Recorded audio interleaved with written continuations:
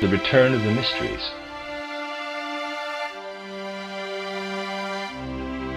On the eve of the day we call White Lotus Day, we recall the great personality to whom we owe the beginning of the Theosophical movement. 15 years ago, on May 8th, Madame Blavatsky left the physical plane. I do not, however, speak of a death day, but rather of a second, different kind of birthday. We recall the day on which an individual who acted so meaningfully for humankind while in a physical body was called to other spheres to continue her work there. This day should awaken feelings and thoughts that lead us to become ever more aware of the kind of activity human beings are called to when they leave the physical world. This activity can be all the more meaningful if it can use more appropriate tools on the physical plane. Members of the Theosophical movement can be such tools. They are prepared for the task by the kind of spiritual truths they absorb throughout the year. Every year, on this day, we must feel a little closer to the individual who was called to announce, with unequaled selflessness, the great message to which the Theosophical movement is connected. Yet few among us have a sense yet of Helena Petrovna Blavatsky's significance for the world and for the future. Why is that? In the 1st century after Christ, an historical writer of unequaled significance lived in Rome. His name was Tacitus. Tacitus knew of the spiritual movement upon which all of Western culture has been founded. Yet 100 years after the foundation of that movement, all he had to say about it was that somewhere in the distant borderlands of the Roman Empire there existed an insignificant sect, supposedly founded by a certain Jesus of Nazareth. Should it surprise us, then, if scholars, professors, and wide circles of educated persons nowadays still know nothing of Madame Blavatsky's mission, or else have the most distorted notions and prejudices about her? Inevitably, when something new, a great event, first appears in the world, it arouses contradiction, prejudice, and misunderstanding. It is a law of nature that what is confidently intended for the future overcomes what is small and insignificant only gradually and slowly. And what entered the world through Madame Blavatsky is not something that can be measured over the short term. What entered through her is an event inexpressible in today's language, which has become too dense for such things.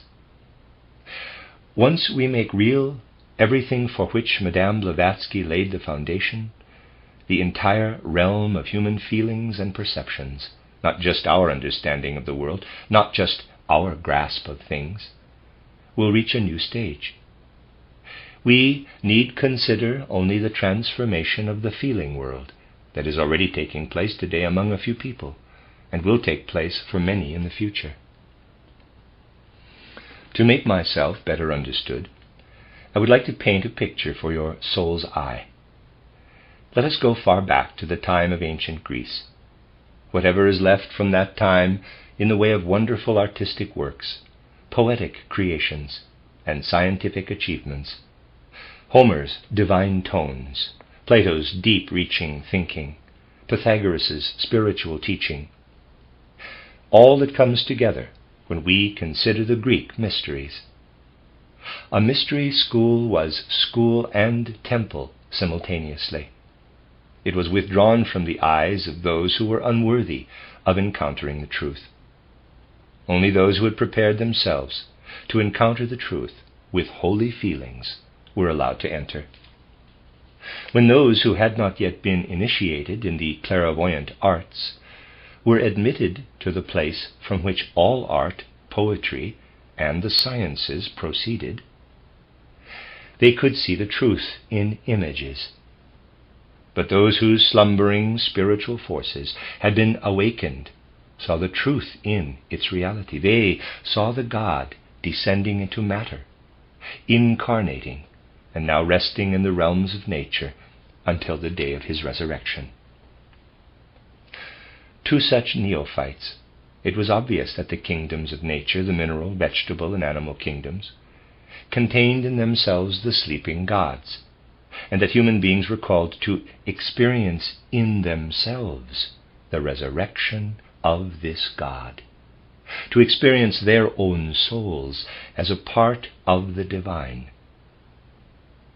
Everywhere in the outer world, human beings saw something out of which they could awaken the slumbering divinity. They felt the divine spark in their own souls. They felt themselves as divine, and thus they acquired the certainty of their immortality. They understood how they worked and weaved within the infinite all. Nothing can compare with the sense of elevation the neophytes experienced in the mysteries. Everything was present: religion, art, and science. In the objects of pious veneration, the students experienced religion. Works of art awakened holy wonder. The riddles of the universe unveiled themselves to the student in beautiful images that induced piety.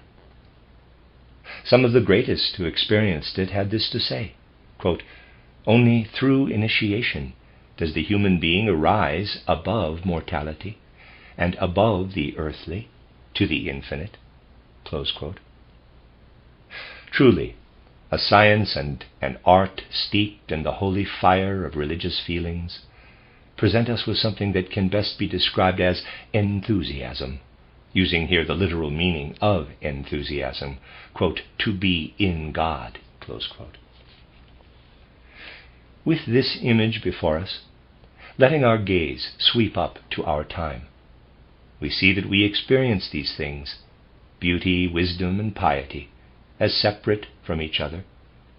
We also see that our culture has become abstract and rational, and has lost the living fire, the enthusiasm it used to have. As a result, it has a shadowy quality. This is why, at the turn of the 19th century, prominent representatives of our spiritual life, the Romantics, feeling misunderstood and lonely, looked back to times when humans still cultivated contact with spirits and gods. In the silence of the night, they felt nostalgia for the Greek mysteries of Eleusis. They were the last descendants of the Greek mysteries. A profound German thinker, Hegel, the powerful master of thinking, tried to put into thoughts the images that students of the mysteries contemplated. Hegel was one of those in whom these riddles of being had taken their abode. In his poem, he recreated for us the mood that overcame him when his thoughts wandered back to the old places of Greek wisdom. Let us listen to his poem. The poem Eleusis, to Hölderlin. About me, within me, rest.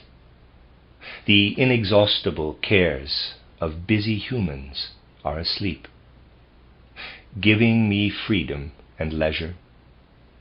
I thank you, night, my liberator. The moon surrounds the uncertain boundaries of the distant hills with wisps of white mist. The clear line of the lake looks kindly down upon me. The day's tedious din seems years away from now. Close quote. The great meditative thinker, who can look into riddles of the world, encompass them in his thoughts, now turns to the mysteries of Eleusis. Continue quote. Your image, dear friend, steps before me, with joys and longings of days gone by, which soon give way to sweeter hopes of future meeting. Imagination paints the ardent, the long hungered for embrace, the questions asked and answered, intimate probings, whether time has changed countenance, look, and feelings, then the joy of certainty, finding the pact maintained firmer and riper now than then. That ancient pact no oath had bound us to live for freedom and for truth alone, never and never to make peace with the laws that rule sensations and beliefs. Now the mood that bore me lightly over hills and dales to you compounds with dull reality.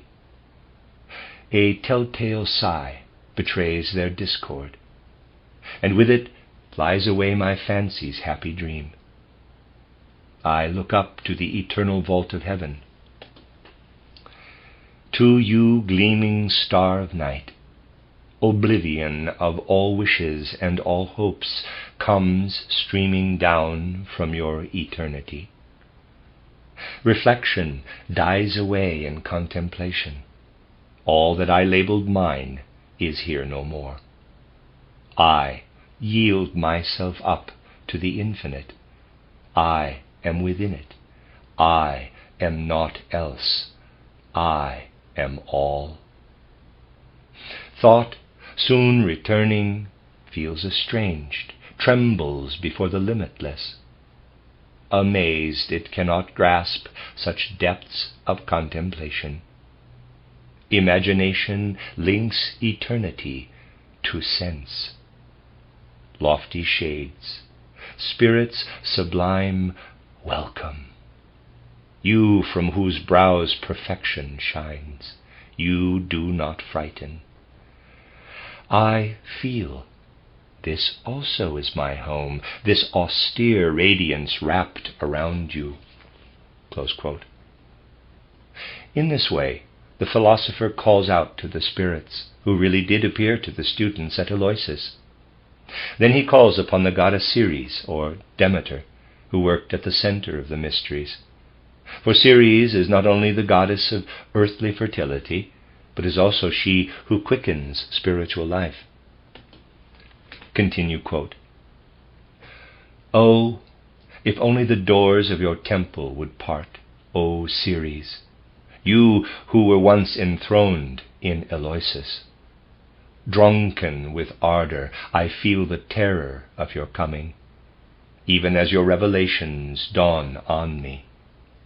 Then would I sing the sublime meaning of figured images. I would hear and understand the hymns sung at a banquet of the gods. Alas, your halls are empty, Holy One. Fled is the choir of gods into Olympus. Bare their polluted altars. The genius of spotless magic that was here is fled from the grave of the unenlightened. The wisdom of your priests is dumb. No echo from their hallowed rites has been preserved for us. In vain the scholar's prying itch quests without the love of wisdom. So possessed, they still despise thee. Somewhat they hope to pin by grubbing after words, words that thy giant meanings once informed. In vain. They turn up only dust and ashes, and never find your life renewed. What if, in that deadened trash, they found some pleasure? The complacent ghouls were wrong. No vestige, not a trace remained of sacraments and images once yours. Sons of initiation felt that high doctrine too full, too deep, to be bestowed in shriveled syllables.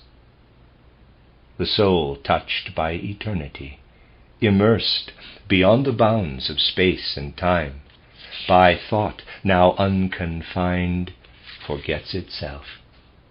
Then back to consciousness once more awakes. Who seeks to speak of this to others feels, even if he had the tongues of angels, the poverty of words, and is horrified to find the sacred dwarfed by thoughts as small as words will hold.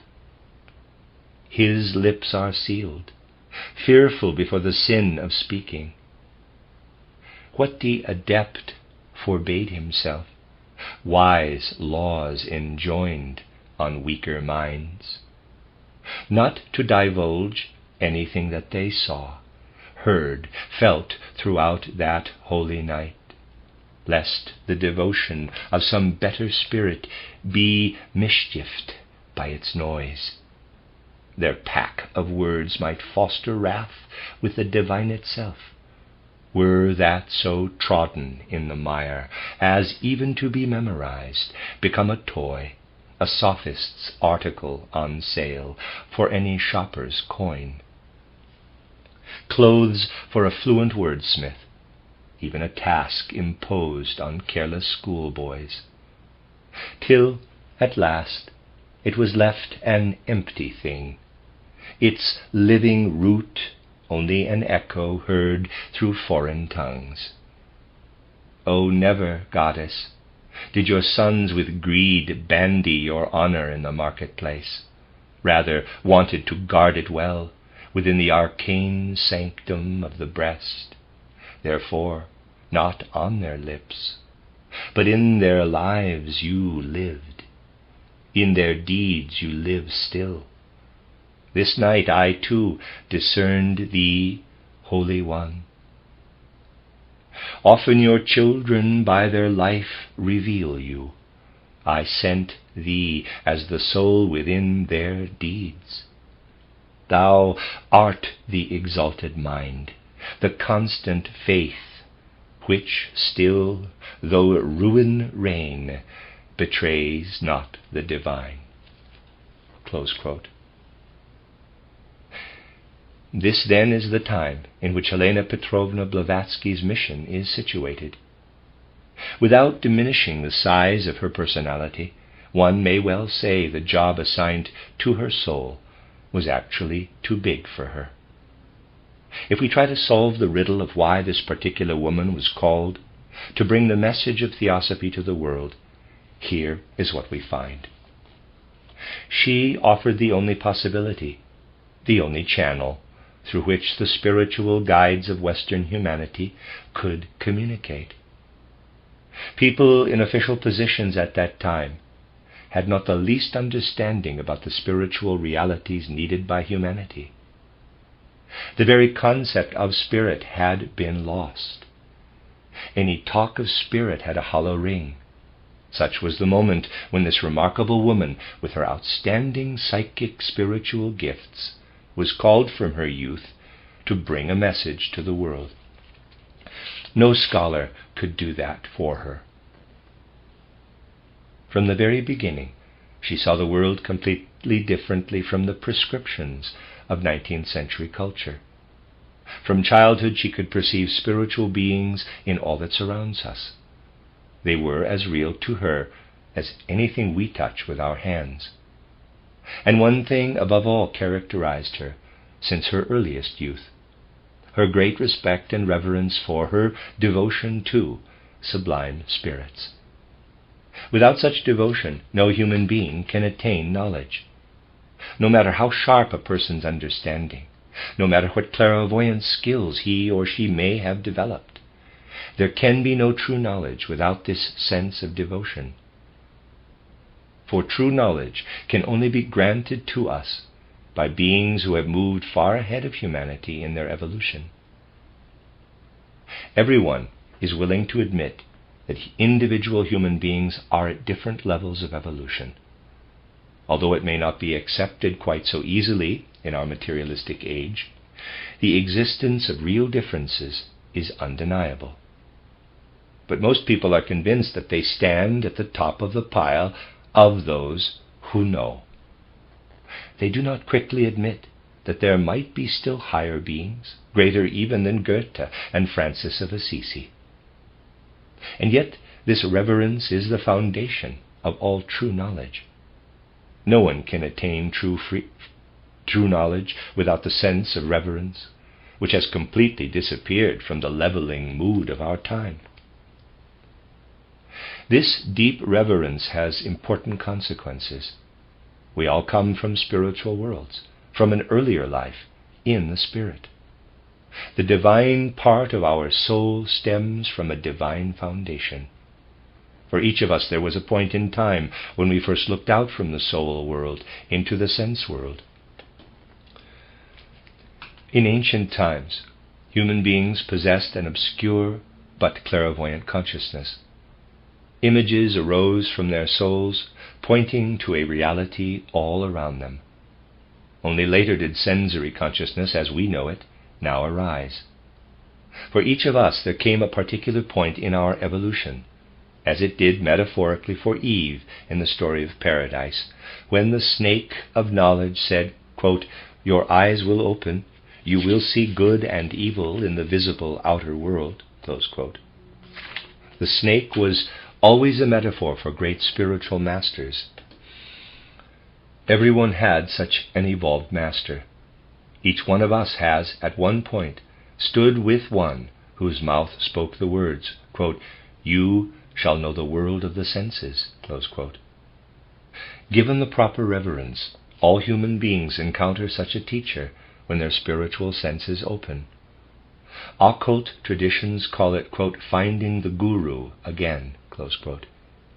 Each of us must seek the great master whom we cannot find unless we have deep reverence, unless we know that there is something greater that rises above average humanity. This deep reverence and the consciousness of the existence of a great master lived in Madame Blavatsky. That is why the great masters called her to transmit something to humanity. The guru rules in the hidden place and can be known only by those who have found their way there. Helena Petrovna Blavatsky, then, came with the right feeling to bring something new to contemporary humanity. Anyone who looks briefly into those places where truth is shown can easily ascertain how fraught with obstacles the conquest of such a new thing is. People who do so and become even the least bit knowledgeable about the quest for truth come to a point when they will stop criticizing the great personalities, stop focusing on their mundane realities.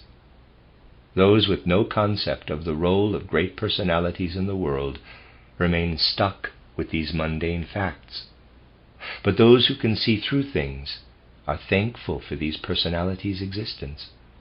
This is the only possible way to look at a personality like Madame Blavatsky. Quote, "Much admired and much scorned," close quote, is how this Helen appeared to the world, and there is hardly anyone about whom so many stupid, senseless things have been said and written. Scholars have claimed that she herself wrote the, quote, "stanzas of Dzyan," D-Z-Y-A-N, Dzyan, close quote, in The Secret Doctrine. Against the claim that they are transmissions of ancient texts, these scholars claim that Madame Blavatsky invented them, and then falsely claim them to have been transmitted to her from ancient times. We can certainly research this question. We can spend 2 or 3 years on the matter. But after we are done, we will discover only that compared to the great revelations contained in the stanzas themselves, everything discovered by modern research, no matter how interesting, appears trivial. Indeed, assuming for a moment that Madame Blavatsky might actually have written these stanzas, shouldn't that increase our sense of reverence for her?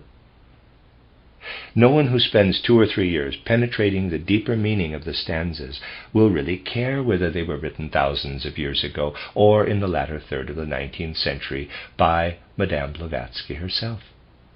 In fact, if the second were the case, one's wonderment would, if anything, increase. The objections of the critics seem all the sillier and merely show that they haven't understood a word of the stanzas themselves. This is just one example of the kind of obstacles Madame Blavatsky had to deal with. Besides this, of course, people have also pointed out that she had this or that fault. In all, there is hardly any sense of her true significance.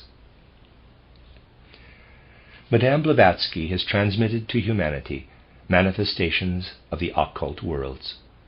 Anyone as familiar with the ways of the occult as Helena Petrovna Blavatsky knows the hazards to be encountered along these paths.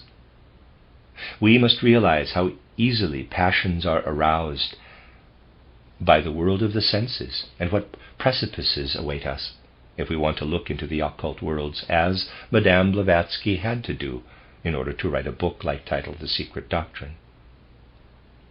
Then we will stop concerning ourselves with the external details of this remarkable personality and her surroundings. Her strong nature was almost destroyed by the hostility of the world. In view of the receptiveness and sensitivity of her occult powers, it is easy to understand that confronted with so much misunderstanding and so much false authority, she was by the end of her life a broken individual. But what she brought to the world will live on in humanity and bear fruit in the future. Hegel's words, this mood of nostalgia must spread evermore. It must fill our souls. It will find peace and satisfaction in what Madame Blavatsky brought to the world. And this must be ever more clearly formed. Helena Petrovna Blavatsky deserves our deepest respect precisely when we look at her as a catalyst. She was only interested in authority in her capacity as a true student of the great spiritual powers that stood behind her. Likewise, we too can work in the true spirit of Theosophy, only if we work in the spirit of these great beings. The spiritual life has become darkened, but it will regain strength as we understand better what Helena Petrovna Blavatsky tried to bring to the world with such courage, such energy. To gain a deeper understanding of the potential of this white lotus day, we must look beyond all the historical chatter and make an effort to look at the essentials. To truly understand the Theosophical movement would mean developing in us the awareness that the spirit of Madame Blavatsky continues to live for the well-being and progress of humanity. Then, when we say that her spirit is immortal, we will do more than mouth sentimental platitudes. We will instead be giving ourselves to the life and effectiveness of her spirit in those places where it must be put to work. For that was really our founder's only wish, that the members of the Theosophical movement should become true tools for the transmission of the Spirit, for her own spirit, which she put selflessly in the service of this spiritual movement. The more the members of the Theosophical movement understand this spirit's selflessness, the more they will learn to grasp that knowledge is a duty, and the more concrete they will make the spirit of Helena Petrovna Blavatsky. People keep repeating that the main things are love and compassion. Certainly love and compassion are the main things, but it takes knowledge to make love and compassion fruitful. We often find a feeling of complacency among those who think they are seeking the Spirit. It takes just a second to say love. But to acquire knowledge for the well-being and blessing of humanity requires an eternity. To become fully aware that knowledge is the foundation of all truly spiritual work, this must be the work of the Theosophical Society. It is our task to follow our founder unceasingly in a restless quest for knowledge. Little by little, not allowing ourselves to be stopped by a sense of comfort that refuses to learn, but would like to know everything right away, we can learn this from the work of Helena Petrovna Blavatsky. Beside that, everything else is idle talk. What we must learn, as a continuation of the work she herself had begun on the physical plane, is the striving for spiritual knowledge.